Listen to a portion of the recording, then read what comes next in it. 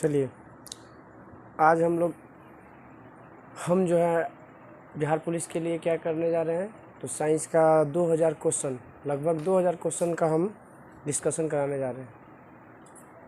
100 question का हम अगर कराते हैं तो 20 दिन लगेगा। अगर 200 को क्वेश्चन के हिसाब से करते हैं अगर पर डे, तो आपको क्या लगेगा 10 दिन। अभी हम लोग क्या करेंगे, छोटा छोटा देखते हैं। सबसे ज़्यादा बायोलॉजी क्वेश्चन आता है आपका बिहार पुलिस में, और अगर आपको ध्यान से सुनिएगा तो याद हो जाएगा। याद सिर्फ सुनने से ही होती है, सुनने के बाद अगर ध्यान से सुनिएगा तो याद हो जाता है। तो हम आज शुरू करने जा रहे हैं बायोलॉजी का 100 क्वेश्चन का साइंस का भंडारा 2000 क्वेश्चन के लिए। चलिए आज पहला क्वेश्चन है, मानव शरीर में नाइट्रोजनी अवशिष्ट पदार्थ को हटाने का कौन सा अंग जिम्मेदार होता है। हमारे शरीर से जो अवशिष्ट पदार्थ होता है नाइट्रोजन के रूप में, उसको हटाने के लिए कौन जिम्मेदार होता है, तो वो होता है हमारा कौन, किडनी। क्या करता है, किडनी। दूसरा है, विडाल टेस्ट किसके लिए किया जाता है। विडाल टेस्ट जो है वो किसके लिए किया जाता है, तो टाइफाइड के लिए किया जाता है। किसके लिए विडाल टेस्ट किसके लिए किया जाता है, टाइफाइड। इसके साथ साथ एड्स का दिया हुआ है, एड्स का भी होता है कौन, एलिसा टेस्ट होता है। एड्स के लिए कौन सा टेस्ट होता है, एलिसा के लिए। अगला क्वेश्चन है, मानव शरीर के किस अंग को शरीर का रासायनिक कारखाना कहा जाता है। मानव शरीर के किस अंग को रासायनिक कारखाना कहा जाता है, तो शरीर का रासायनिक कारखाना कहा जाता है। तो ये आपको कहा जाता है किसको, यकृत को कहा जाता है, लीवर को कहा जाता है। मानव शरीर के किस अंग को शरीर का रासायनिक कारखाना कहा जाता है, तो यकृत को कहा जाता है। किसको कहा जाता है, यकृत को। EEG सबको मालूम होगा, EEG इलेक्ट्रोएन्सेफेलोग्राफ, इसका फुल फॉर्म होता है इलेक्ट्रोएन्सेफेलोग्राफ। यह जो है किससे संबंधित है, हमारे शरीर के किस अंग से संबंधित है, तो ये हमारा मस्तिष्क से संबंधित है। एक इसमें ही एक और होता है ECG इलेक्ट्रोकार्डियोग्राम, जो होता है वो हमारा होता है हृदय से संबंधित होता है। किससे होता है, हृदय से। तो EEG का संबंध मस्तिष्क से और ECG का संबंध हृदय से। कौन सा एक जल संक्रामक रोग है, कौन एक जल संक्रामक रोग है, ठीक ना। जल संक्रामक रोग कौन है, तो इसमें आपका हो जाएगा पीलिया। पीलिया जो होता है वो दूषित जल पीने से भी जॉन्डिस होती है। जॉन्डिस में क्या होता है, तो जॉन्डिस में होता है वो बिलिरुबिन नाम का जो यकृत जो होता है, बिलिरुबिन मात्रा ब्लड में क्या जाता है, बढ़ जाता है। बिलिरुबिन की मात्रा ब्लड में बढ़ जाता है, जिसका रंग क्या होता है, पीला। इसीलिए उस शरीर या चेहरे का रंग या आँख का रंग कैसा दिखाई देने लगता है, इसमें तो पीलिया। यही पीलिया बाद में जाके हेपेटाइटिस में बदल जाता है। अब आते हैं, कौन सा ग्रंथि फेफड़ों के बीच में विद्यमान होता है, तो थाइमस ग्रंथि होती है। कौन सा ग्रंथि फेफड़ों के बीच में विद्यमान होता है, तो फेफड़ों के बीच में स्थित होने वाला ग्रंथि कौन है, थाइमस। थाइमस कहाँ होता है, तो फेफड़ों के बीच में। जगदीश चंद्र बसु ने पौधे के वृद्धि को मापने के लिए किस यंत्र का खोज किया था, तो केस्कोग्राफ। इसका केस्कोग्राफ की खोज किया था जगदीश चंद्र बोस ने पौधे की वृद्धि को मापने के लिए केस्कोग्राफ। सुश्रुत क्या थे भाई, तो सुश्रुत जो थे वो थे कौन, भारतीय शल्य चिकित्सक के जनक। बताइए, भारतीय शल्य चिकित्सक का जनक किसे माना जाता है, तो सुश्रुत को जाना जाता है, सुश्रुत। तो भारतीय शल्य चिकित्सक का जनक सुश्रुत को जानते हैं। इंसुलिन की खोज सब जानते हैं कि बेंटिक ने किया था। इंसुलिन की खोज किसने किया था, बेंटिक। इसीलिए इनको नोबेल पुरस्कार भी दिया गया है। इंसुलिन का प्रमुख तत्व जो होता है वो होता है जिंक। इंसुलिन का प्रमुख तत्व जो होता है वो क्या है, इंसुलिन। जितना भी क्वेश्चन है सब पूछा हुआ है। इंसुलिन की खोज किसने किया था, तो बेंटिक ने किया था। इंसुलिन का मुख्य तत्व क्या होता है, तो बेंटिक होता है। क्या होता है, बेंटिक होता है। समझा। चलिए आगे आते हैं, रक्त समूह की खोज किसने किया था, तो रक्त समूह की खोज किसने, क्वेश्चन आएगा कि बताइए कि आप लोग की रक्त समूह की खोज किसने किया था, तो किया था कौन, लैड अस्टिनर। रक्त समूह की या ब्लड ग्रुप की खोज किसने किया था, लैड अस्टिनर।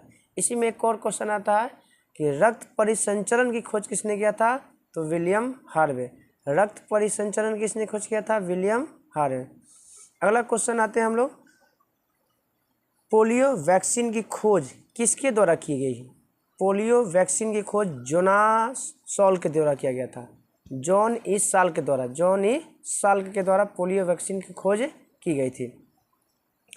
पोलियो वैक्सीन की खोज हो गया जॉन ई साल। अगला क्वेश्चन है, ओरल पोलियो वैक्सीन किसके द्वारा विकसित किया गया था? ओरल पोलियो वैक्सीन किसके द्वारा विकसित किया गया है? तो अल्बर्ट साबिन के द्वारा किया गया।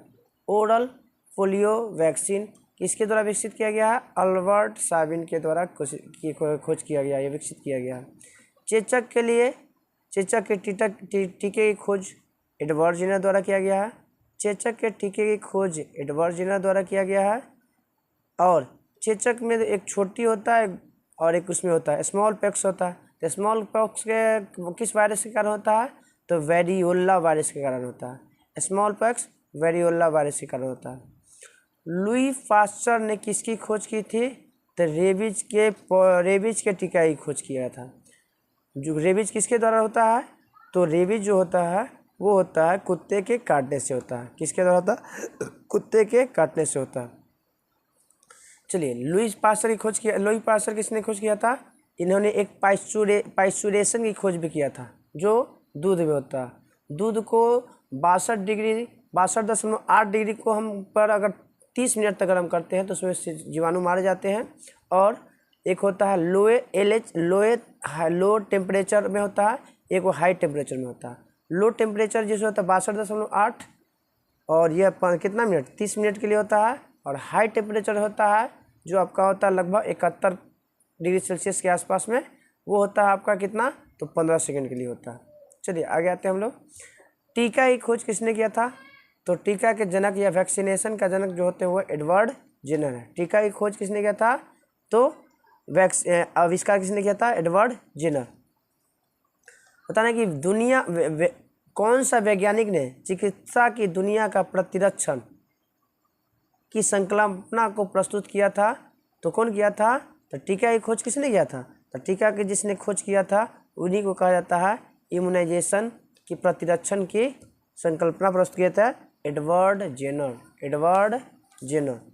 चलिए आगे आते हैं। अगला क्वेश्चन हम लोग को, जीवन की रासायनिक संश्लेषण की उत्पत्ति के प्रयोगशाला में किसके द्वारा सिद्ध किया गया है?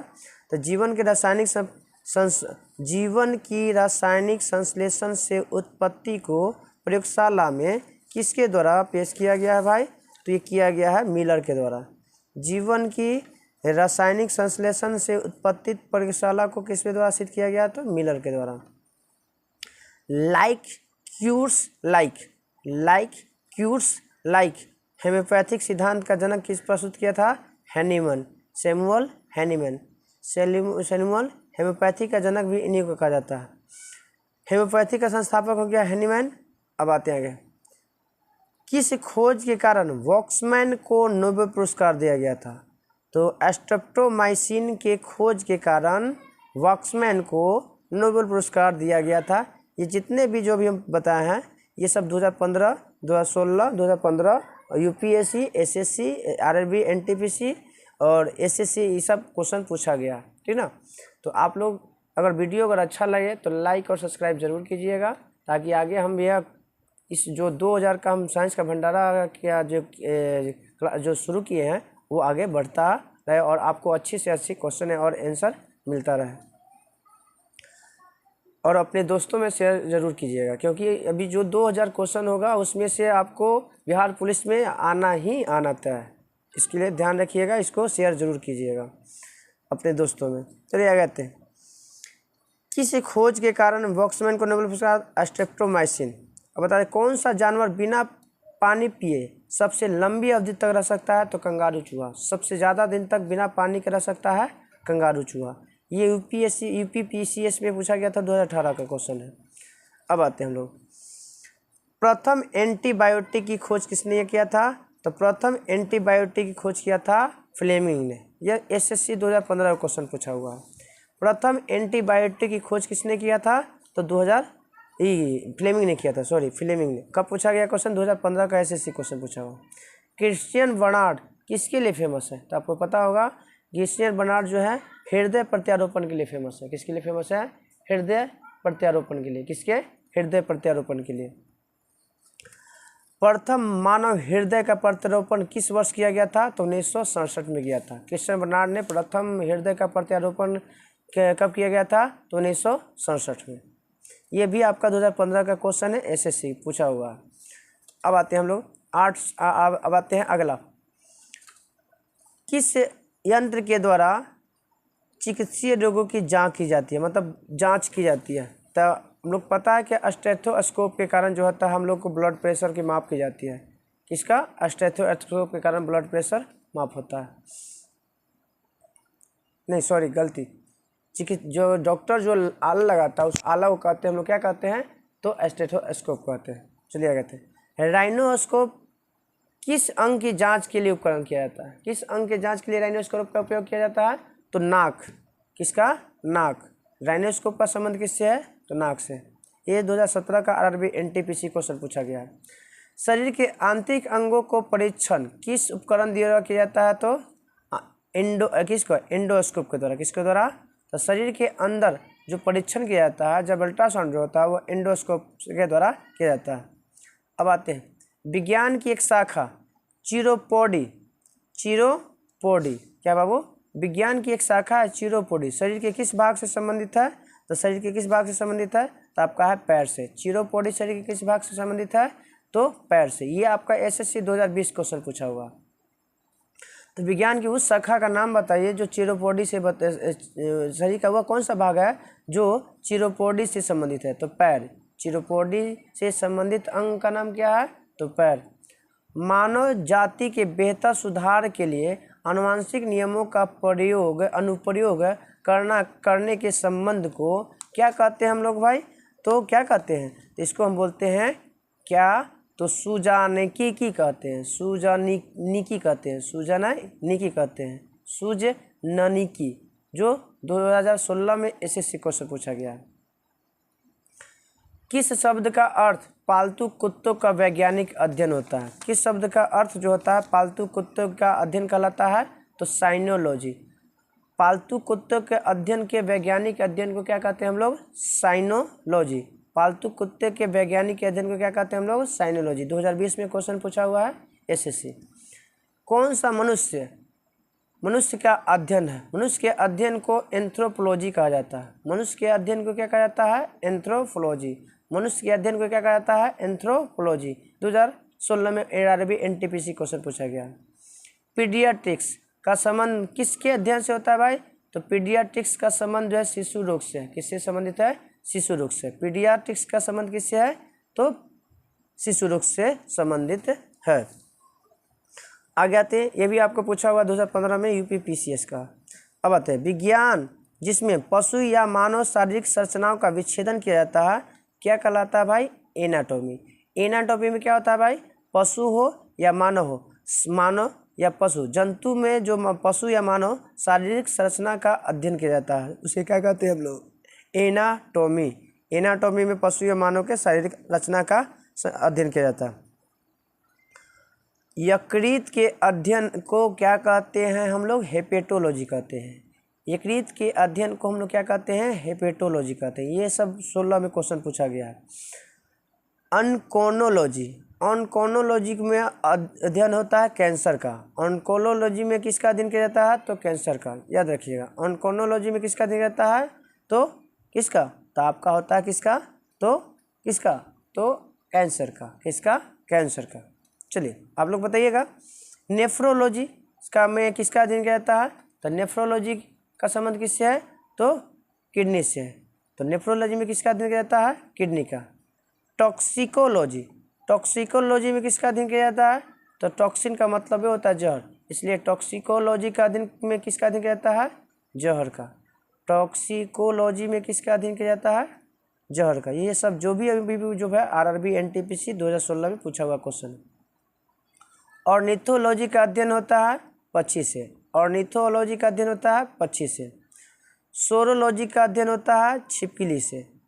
नहीं, छिपकली से नहीं होता। सोरोलॉजी का अध्ययन होता है, तो आप लोग बताइए, कमेंट करके आप भी बता सकते हैं कि सोरोलॉजी में किसका अध्ययन होता है। तो बताइए, आप लोग बताइएगा ज़रूर।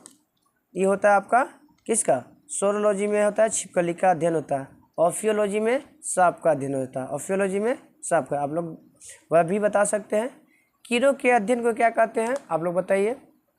कीड़ों के अध्ययन को एंटोमोलॉजी भी कहा जाता है। क्या कहा जाता है, एंटोमोलॉजी। ऑर्निथोलॉजी तो पक्षियों का अध्ययन हो जाता है।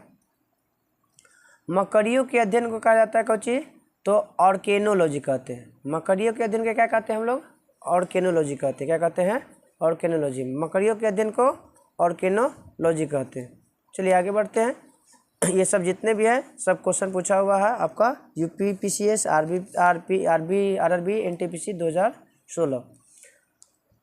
अब मिलान करने वाला है, बताइएगा फूलों की खेती को क्या कहते हैं हम लोग, इनमें से कौन सही नहीं है, तो बताइएगा आप लोग कमेंट करके जरूर बताइएगा कि कौन सही नहीं है। फूलों की खेती के अध्ययन को में सामने दिया हुआ है फ्लोरिकल्चर, फसलों की खेती को एग्रोनॉमी, सब्जियों की खेती को हॉर्टिकल्चर और फलों की खेती को पोमोलॉजी। आप लोग इसको कमेंट करके आप बताइएगा जरूर कि क्या आंसर होगा। चलिए आगे आते हैं। वृक्ष संवर्धन किसका अध्ययन है, चलिए इसको हम भी बता देते हैं। सब्जियों के अध्ययन का जो हॉर्टिकल्चर है वो आपको क्या है, ये गलत है। क्या है, गलत है।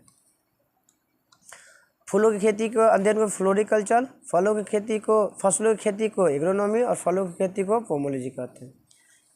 चलिए आगे आते हैं हम लोग।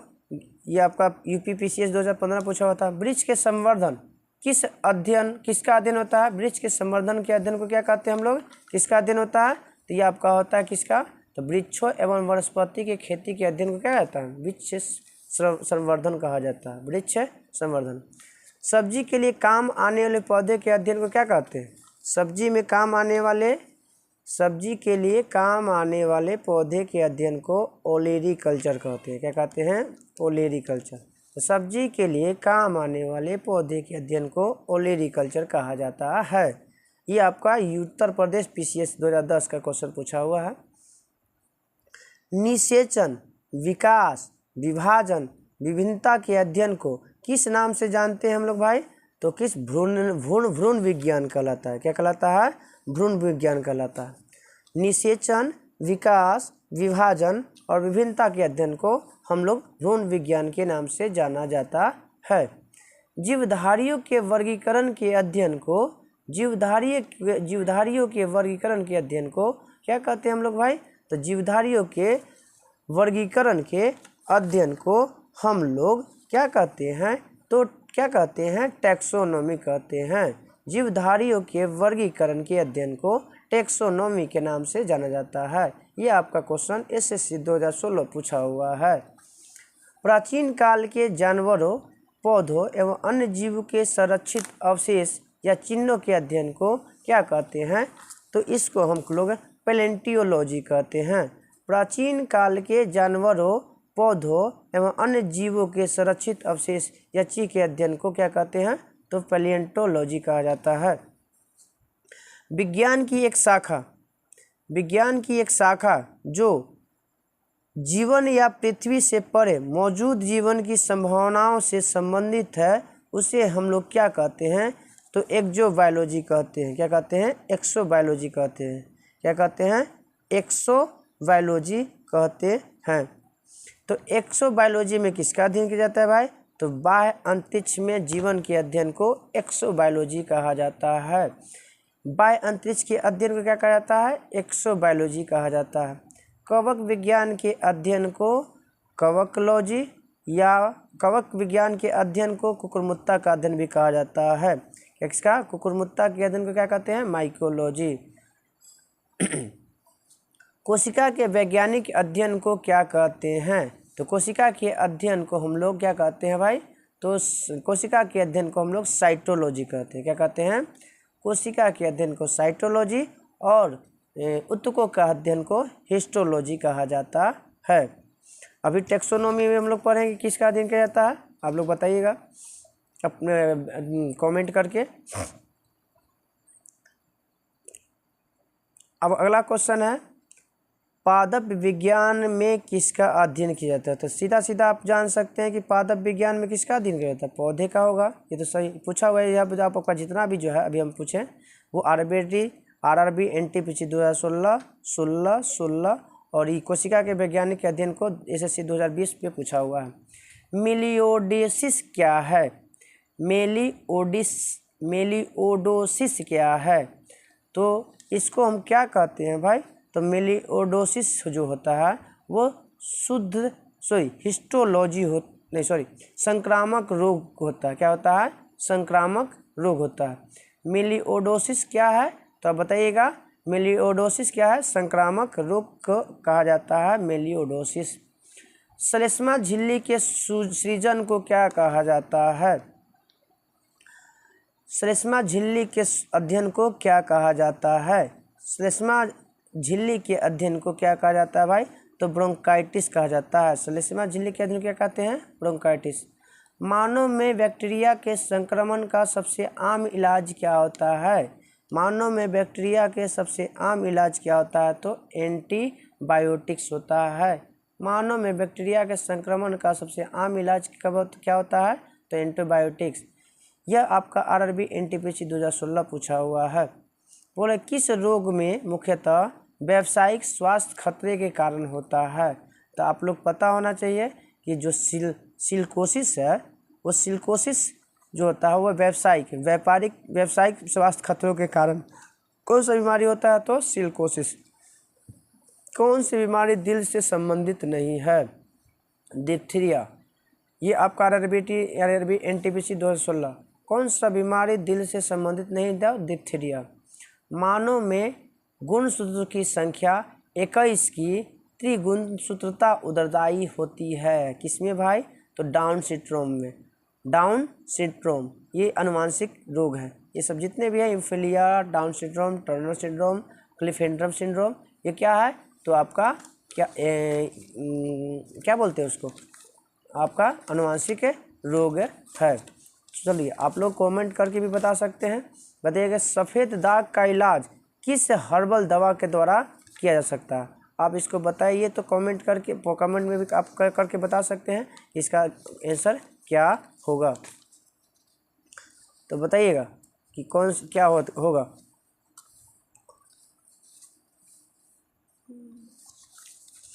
और अगर आपको ये वीडियो अच्छा लगे तो सब्सक्राइब, लाइक और शेयर ज़रूर कीजिएगा। चलिए अब समझ लेते हैं जो दिया हुआ है। डाउन सिंड्रोम होता क्या है? तो इसमें गुणसूत्र की संख्या जो होती है 47 हो जाती है। क्या हो जाती है? 47। डाउन सिंड्रोम में क्या होता है? 47 पूछा हुआ क्वेश्चन है, दरोगा भी पूछा हुआ था पिछले बार कि डाउन सिंड्रोम में क्या होता है? संख्या 47 हो जाती है। और एक क्लिफेंट्रिम होता है और एक होता है इसमें टर्नर। तो टर्नर में जो होता है वो आपका हो जाएगा, ये सब बढ़ जाता है और घट जाता है। तो पुरुषों में जो होता है वो 47 हो जाता है, तो हम लोग नपुंसक कहते हैं। और महिलाओं में जो होता है वो कम हो जाती है। चलिए आगे बढ़ते हैं। सफ़ेद बाल में दाग का इलाज किस हर्बल दवा के द्वारा होता है? लुकोसिन के द्वारा। सफ़ेद दाग का इलाज किस हर्बल दवा के द्वारा होगा? तो लुकोसिन के द्वारा। कौन के द्वारा? लुकोसिन। आप लोग लिख भी सकते हैं, इस वीडियो को सुनकर इस क्वेश्चन को लिख भी सकते हैं। सारा का सारा जितना भी क्वेश्चन है वो सब पूछा गया है किसी न किसी एग्जाम में। चलिए, सिरोसिस रोग किस अंग को प्रभावित करता है? तो जिगर, यकृत या लीवर। सिरोसिस रोग किसको प्रभावित करता है? तो जिगर को प्रभावित करता है। कौन सा एक स्वास्थ्य समस्या फ्लोराइड की कमी के कारण होता है? तो फ्लोराइड की अधिकता से दांत का क्षरण होता है। दांत का क्षरण होने लगता है। दांत के एनामेलन का कर्बोनन किसके कारण होता है? वही फ्लोराइड के कारण होता है, दांत का झड़ना। मादा क्यूलेक्स मच्छर, क्यूलेक्स के काटने से आपको क्या होता है? तो क्यूलेक्स के काटने से जानते हैं क्या होता है? आपको होता है क्या? तो क्यूलेक्स फाइलेरिया नाम का बीमारी, जो हाथी पाँव जिसको हम कहते हैं, फाइलेरिया। प्रोटीन ऊर्जा कुपोषण का परिणाम बताइएगा। तो प्रोटीन ऊर्जा कुपोषण का अधिकार में अति बीमारी कौन सा है? तो आप बताइए, कमेंट करके भी बता सकते हैं। तो आपका ये हो गया मरासमस। प्रोटीन ऊर्जा कुपोषण का परिणाम है मरासमस। कौन सा रोग आमतौर पर पिस्सू द्वारा फैलाया जाता है? तो एक बीमारी का नाम है सन्नीपात, जो पिस्सू या फ्लीज के द्वारा फैलाया जाता है। सन्नीपात किसके द्वारा होता है भाई? तो पिस्सू के द्वारा या फ्लीज के द्वारा होता है। स्कर्वी रोग के इलाज में कौन सा उपयोगी होता है? कौन सा विटामिन? तो सी, और सी सबसे ज़्यादा किस में पाया जाता है? तो आंवला में। किस में पाया जाता है? आंवला में। चलिए आगे आते हैं हम लोग। तब वो विटामिन सी हो गया। विटामिन सी का रसायन क्या नाम होता है? Ascorbic acid. मसूरों में जो ब्लड आते हैं तो किसकी कमी से आती है? तो आपका आता है एस्कॉर्बिक अम्ल के आता है, एस्कॉर्बिक अम्ल के में आता है जिसकी कमी से। ये 2014 एसएससी पूछा हुआ है। जितना भी आपका पूछा हुआ क्वेश्चन है साइंस का, जितना भी हम लोग 2000 क्वेश्चन करने जा रहे हैं, साइंस का, बायोलॉजी हो, केमिस्ट्री हो, फिजिक्स हो, 2000, वो आपका सब पूछा हुआ क्वेश्चन ही मिलेगा आपको। तो जितने भी बिहार पुलिस वाले भाई लोग और सिस्टर लोग फॉर्म फॉर अप्लाई फिल करके भरे हुए हैं, आप इस वीडियो को ज़रूर देखें जिससे आपको एग्ज़ाम में आपको सहायता मिल सके। लाइक और शेयर सब्सक्राइब जरूर कीजिएगा। चलिए 100 क्वेश्चन में लमसम आधा हम लोग हो चुके हैं। आगे आते हैं। मसूरों में तो हो गया विटामिन सी की कमी से। लेप्टोस्पाइरोसिस एक रोग है जिसमें क्या होता है भाई? लेप्टोस्पाइरोसिस में एक रोग है। इसका आंसर आप बताइएगा। तो इसमें आपका आंसर नहीं है ना, है। यह होता है आपका प्रोटोजोआ के कारण। किसके कारण होता है? प्रोटोजोआ के कारण। रक्त में अधिक मूत्रीय अम्ल बीमारी, कौन सा बीमारी में जो होता है रक्त में अधिक मूत्र में अम्ल आने लगता है? गाउट। गाउट जो होता है रक्त में अधिक मूत्रीय अम्ल गाउट बीमारी का सूचक है। रक्त में अधिक अम्ल का आना किस बीमारी का लक्षण है? तो गाउट बीमारी का लक्षण है। पित्ताशय में उपस्थित जो पथरी होता है उसका पाचन किसको पाचन को प्रभावित कर देता है? तो जब पथरी आ जाएगा पित्ताशय में तो वसा को प्रभावित कर नहीं पचा पाएगा, वसा को पचाने में दिक्कत होने लगी जब हमारे पित्ताशय में पथरी हो जाती है। और पथरी किसके कारण होता है? तो कैल्शियम ऑक्जिलेट के कारण होता है। किसके कारण होता है? तो कैल्शियम ऑक्जिलेट के कारण होता है। चलिए, ऑस्टियोपोरोसिस हड्डी से संबंधित है। ऑस्टियोपोरोसिस किस रोग से संबंधित है? हड्डी से। ऑस्टियोपोरोसिस से संबंधित है किससे? हड्डी से। किससे? हड्डी से। झिल्लीदार गर्दन किसका अभिलक्षण है? झिल्लीदार गर्दन, वेव्ड नेक, तो टर्नर संलक्षण का अध्ययन। यह 2016 एसएससी क्वेश्चन पूछा हुआ है। झिल्लीदार गर्दन किसका अभिलक्षण है? तो एसएससी जो महत्वपूर्ण क्वेश्चन जो पूछे गए हैं उसी को हम आज डिस्कस कराने वाले हैं 2000 क्वेश्चन का। चलिए, क्या अलिंग सूत्रीय व्यवस्था क्या है? इसमें कौन अलिंग सूत्रीय व्यवस्था है? तो अल्जाइमर रोग। जो कैसा है? अलिंग सूत्रीय व्यवस्था है, डोमिनेंट ऑटोसोमल डिसऑर्डर है। डोमिनेंट ऑटोसोमल डिसऑर्डर को नहीं में अल्जाइमर। अल्जाइमर रोग मस्तिष्क से संबंधित है। गाइनोकोमेस्टिया क्या है भाई? तो गाइनोकोमेस्टिया में हो जाता है जिस पुरुष का स्तन बड़ा हो जाता है वो समझिएगा किसका व्यक्ति वाला वो प्रभावित है, उस कौन सी बीमारी से प्रभावित है व्यक्ति? तो गाइनोकोमेस्टिया। गाइनोकोमेस्टिया में क्या होता है? पुरुष का स्तन क्या हो जाता है? बड़ा हो जाता है। पुरुष का स्तन क्या होता है? बड़ा हो जाता है। शरीर में कैल्शियम ऑक्जेट की बहुत ज़्यादा मात्रा से क्या होगा? पथरी हो जाएगा। ज़्यादा क्या हो जाएगा? कैल्शियम ऑक्जेट से पथरी हो जाता है। ये सभी क्वेश्चन पूछा गया है। कौन सा पथरी के गठन के कारण नहीं है? कौन सा पथरी के गठन के कारण नहीं है? किसी के कारण जो है पथरी नहीं बनता है तो बताते हैं। अधिक पानी पीने से, दूसरा है आपका डायबिटीज मेलिटस से, ऑक्जेट भरपूर नट लेने से, या पथरी बनाने वाले खाद्य पदार्थों का अत्यधिक सेवन करने से। 700 हो गया ना। चलिए आगे थे हम लोग। इसका आंसर हो जाएगा आपका अधिक पानी पीने से पथरी नहीं बनता। मनुष्य में एफ्लाटॉक्सिन खाद्य विषाक्तन द्वारा सामान्य कौन सा अंग प्रभावित होता है? कौन सा अंग प्रभावित होता है भाई? एफ्लाटॉक्सिन से तो कौन प्रभावित होगा? तो आपको पता होना चाहिए कि जहर जब जब इंसान खाता है तो उसकी चेक किसके द्वारा होता है? तो लीवर के द्वारा। तो एफ्लाटॉक्सिन से प्रभावित होगा कौन? तो यकृत। चलिए कहते हैं वर्ण कलर ब्लाइंडनेस में कौन सा रंग में भेद नहीं होता है? तो लाल और हरा में भेद नहीं कर पाता है। जिस व्यक्ति को कलर ब्लाइंडनेस हो जाएगा वो लाल और हरे को क्या कर लाल हरा और लाल दिखता है उसको। आमतौर पर अगला क्वेश्चन आमतौर पर कलर ब्लाइंडनेस क्या होता है भाई? तो एक अनुवांशिक रोग है। एक अनुवांशिक रोग है। कलर ब्लाइंडनेस क्या है? अनुवांशिक रोग है। ये इसमें रोगी लाल को हरा, हरा को लाल दिखता है। हीमोफीलिया का लक्षण क्या है? तो रक्त का थक्का न जमना। हीमोफीलिया का लक्षण क्या है? तो रक्त का थक्का नहीं जमना। यह जो है शाही रोग के नाम से जाना जाता है। क्या नाम से? शाही, क्योंकि कहा जाता है, बताया जाता है कि इसका जो रोग जो पहले महारानी, इंग्लैंड के महारानी को हुआ था। अधिक रक्तस्राव को क्या कहते हैं? हीमोफीलिया को एक जीवाणु घटित रोग है। कैसा है भाई? तो अधिक रक्तस्राव क्या है? तो एक जीवाणु घटित रोग है। हीमोफीलिया क्या है भाई? तो एक जीवाणु घटित रोग है। ये आपका यूपीपीसीएस 2015 और आरआरबी एनटीपीसी 2016 में क्वेश्चन पूछा गया। जितने भी है सब क्वेश्चन पूछा गया ही हम डिस्कस करा रहे हैं। तो बिहार पुलिस वालों के लिए बहुत ही क्षमा चाहते हैं लाइन कटने के लिए। कुछ पल के लिए लाइन कट गई थी, इसलिए क्षमा चाहते हैं। चलिए आगे बढ़ते हैं। 100 क्वेश्चन का ये भंडारा स्टार्ट हुआ है साइंस का तीनों। चलिए आगे थे, तो कहाँ थे हम लोग? हाँ, अधिक रक्तस्राव को कौन सा रोग है भाई? तो जीवाणु घटित रोग है। कौन सा एक व्याधि अनुवांशिक है? तो हीमोफीलिया सब जानते हैं कि क्या है? अनुवांशिक रोग है।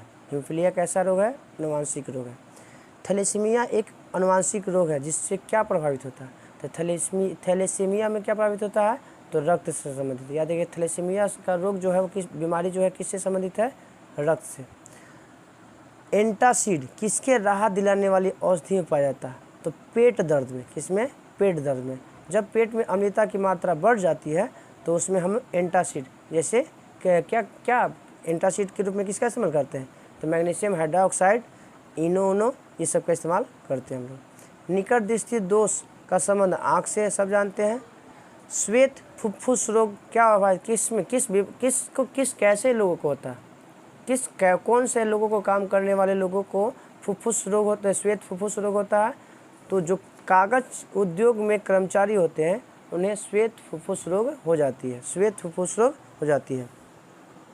श्वेत फुफ्फुस रोग कब हो जाता है? जब जो कागज उद्योग से संबंधित व्यक्ति हैं उन्हें हो जाता है।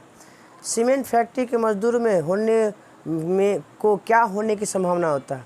तो कौन सी बीमारी? जो सीमेंट फैक्ट्री में जो मजदूर काम करते हैं उनको कौन सी बीमारी होती है? तो साइटोसिलोकोसिस होता है। सीमेंट उद्योग में मजदूरों को क्या होने की संभावना होती है? तो जिससे उसमें जो धूल कण निकलकर उनके नाक और गला में जाकर फंस जाता है, उससे उनसे कौन सी बीमारी होती है? साइटोसिलोकोसिस होती है। चलिए अगला आते हैं क्वेश्चन। मिनी मात्रा रोग पारा की अधिकता से होता है। मिनी मात्रा रोग पारा की अधिकता से होती है। मिनी मात्रा रोग किसकी अधिकता से होती है? पारा के। शरीर के अंदर लोहे की कमी से एनीमिया होती है। क्या होती है? एनीमिया। लोहे की कमी से एनीमिया होती है। घेंघा रोग सब जानते हैं कि आयोडीन की कमी से होती है। गलगंड का बढ़ना किसकी कमी होती है? तो आयोडीन। क्या होता है कि यह आयोडीन जो है हमारा जो थायराइड ग्रंथि से नहीं निकल पाता है, जिसके कारण गलगंड रोग होता है। धातु इटाई रोग पैदा करता है। धातु कौन सी धातु इटाई रोग पैदा करती है? शरीर में किसकी मात्रा से इटाई रोग हो जाता है? तो कैडमियम की मात्रा से बढ़ने से इटाई रोग पैदा हो जाती है। चलिए आगे आते हैं। इटाई हो गया। अब आते हैं काला जार रोग वाहक होता है कौन? तो काला जार के लिए कौन सा मक्खी या मच्छर होता है? तो भाई तो सिकता मक्खी जो होती है वो काला जार का रोग वाहक के रूप में होता है। तो काला जार किसके कारण होता है? तो सिकता मक्खी के कारण होता है। काला जार हो गया संचार किसके कारण? सिकता मक्खी। निंद्रालु व्याधि रोग जो होता है वो किसके वाहक होता है? तो निंद्रालु रोग सिस्सी मक्खी के काटने से होता है। किसके? सिस्सी। स्लिपनिक, जिसको स्लीपिंग सिकनेस के नाम से भी जानते हैं। किसके कारण कौन वाहक होता है? तो सिस्सी मक्खी। कौन होता है? सिस्सी मक्खी। चलिए आगे आते हैं। मलेरिया परजीवी कौन सी अवस्था संक्रामक कहलाती है? माने मलेरिया की 3-4 अवस्थाएं होती हैं, उनमें से सबसे संक्रामक अवस्था क्या होता है? एस्पोरोजाइट होता है। एस्पोरोजोइट जो मलेरिया की संक्रामक अवस्था होती है। अब आते हैं, मलेरिया संबंधित है किससे भाई? तो जानबे करते हैं कि मलेरिया में क्या आता है, ज्वर आता है, बुखार आता है। रक्त में आरबीसी के बढ़ने से कौन सी स्थिति बन जाती है, तो आरबीसी के बढ़ने से पॉलीसाइथेमिया होती है, पॉलीसाइथेमिया। और रक्त की कमी से एनीमिया होती है। आरबीसी बढ़ जाएगा तो पॉलीसाइथेमिया होगा। और अब आते हैं आज का 100वां क्वेश्चन। ल्यूकेमिया एक प्रकार का मानव रोग है जो क्या होता है भाई, तो ल्यूकेमिया में क्या होता है, तो डब्ल्यूबीसी की मात्रा, डब्ल्यूसी रक्त कोशिकाओं को कैंसर होता है, इसमें क्या हो जाता है, तो डब्ल्यूबीसी की मात्रा बढ़ जाती है। क्या होती है, डब्ल्यूसी मात्रा क्या हो जाती है, बढ़ जाती है। तो आज हम लोग 100 क्वेश्चन का साइंस का भंडारा कर चुके हैं। आप लोग इस वीडियो को जरूर लाइक जरूर कीजिए।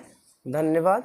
कोशिश कीजिएगा जितने भी आप लोग के बिहार पुलिस से संबंधित अभी एग्ज़ाम का डेट पड़ चुका है, उन लोगों के लिए सुनहरा मौका है। 2000 क्वेश्चन का साइंस का भंडारा जो पूछा हुआ क्वेश्चन है पिछले कई एग्जामों में, उसका निचोड़ निकाला गया है। और साथ साथ बीटीबीसी का क्वेश्चन का भी इसमें साइंस का क्वेश्चन डाला गया है।